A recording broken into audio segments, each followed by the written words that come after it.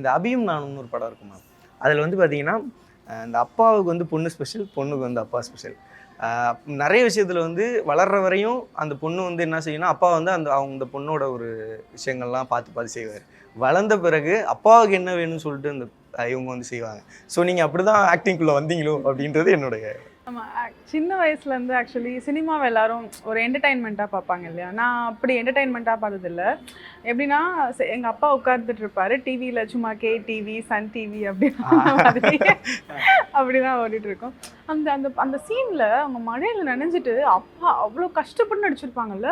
ஒரு தடவைலாம் நடிக்க மாட்டாங்கம்மா, எத்தனை தடவை நடிப்பாங்க தெரியுமா? ஐயோ அதை நடிக்கிறது கூட பின்னாடி இருந்து அந்த கேமரா டீம்லாம் எவ்வளோ கஷ்டப்படுவாங்க தெரியுமா? இப்படிலாம் சொல்லுவார். அப்போ வந்து எனக்கு சினிமா வந்து இந்த நடிப்பில் தான் வரணும்னு இல்லை, சினிமாவில் ஏதாவது ஒரு துறையில் போயிடணும், சினிமாவில் ஏதாவது ஒரு இதில் போயிடணும் அப்படின்ற மாதிரி ஒரு ஆசை இருந்துச்சு. நான் நடிக்கணும்னு நான் கனவுல கூட நினச்சி பார்க்கல. பிஹைண்ட் கேமரா ஏதாவது ஒரு விஷயம் போகணும் அப்படின்ற மாதிரி ஆசை இருந்துச்சு. எனக்கு ஒவ்வொரு தடவை பார்க்குறப்பையும் ஒரு கனவாகவே இருக்கும் சினிமா. நல்லா இருக்குல்ல, அது என்ன பண்ணணும், படித்து போகணுமா, எப்படி பண்ணணும்னு தெரியாது.